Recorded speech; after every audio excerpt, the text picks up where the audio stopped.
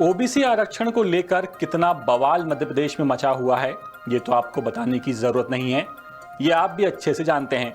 लेकिन 4 दिसंबर को Jabalpur high court में 27% ओबीसी आरक्षण न दिए जाने पर चीफ जस्टिस सुरेश कुमार कैथ और जस्टिस विवेक जैन की डबल बेंच ने सरकार और महाधिवक्ता को कड़ी फटकार लगाई है।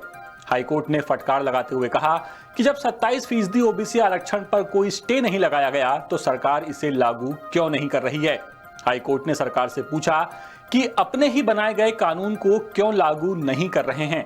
दरअसल अब आपको ये पूरा मामला समझाते हैं। पूरा मामला जुड़ा हुआ है प्राथमिक शिक्षक भर्ती में 27% ओबीसी आरक्षण लागू ना करने से। हाईकोर्ट में यह याचिका 2021 में दाखिल हुई थी, जिसमें प्राथमिक शिक्षक भर्ती में 27% आरक्षण के प्रावधान को लागू न करने को चुनौती दी गई थी। याचिकाकर्ताओं की ओर से अधिवक्ता रामेश्वर सिंह ठाकुर ने पक्ष रखते हुए बताया कि मध्य प्रदेश सरकार ने कांग्रेस की सरकार में बनाए गए 27% ओबीसी आरक्षण कानून को अब तक लागू नहीं किया है।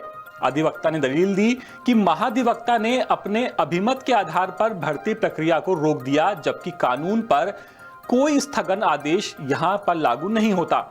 इसके बाद महाधिवक्ता ने कोर्ट में कहा कि 27% ओबीसी आरक्षण को जो कानून है उसे चुनौती दी गई है और इसके विरुद्ध कई याचिकाएं लंबित हैं, इसीलिए इसे लागू नहीं किया जा सकता।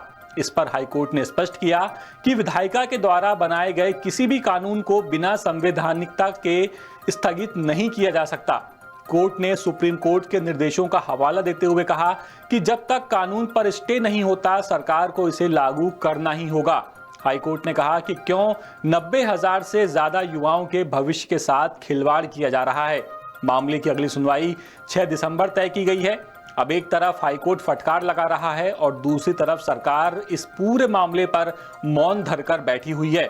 दूसरी तरफ सोशल मीडिया प्लेटफॉर्म एक्स पर ओबीसी वर्ग आंदोलन करने की चेतावनी दे रहा है। आगे क्या होता है ये तो वक्त ही बताएगा। ये पूरी खबर जबलपुर से हमारे विशेष संवाददाता नील तिवारी लेकर के आए थे। अपडेट्स के लिए आप बने रहिए द सूत्र के साथ। नमस्कार। लेटेस्ट, इन्वेस्टिगेटिव और इन डेप्थ खबरें देखने के लिए ज्वाइन कीजिए द सूत्र का व्हाट्सएप चैनल, सब्सक्राइब कीजिए यूट्यूब चैनल, लाइक कीजिए फेसबुक पेज और पढ़ते रहिए वेबसाइट www.dasudr.com।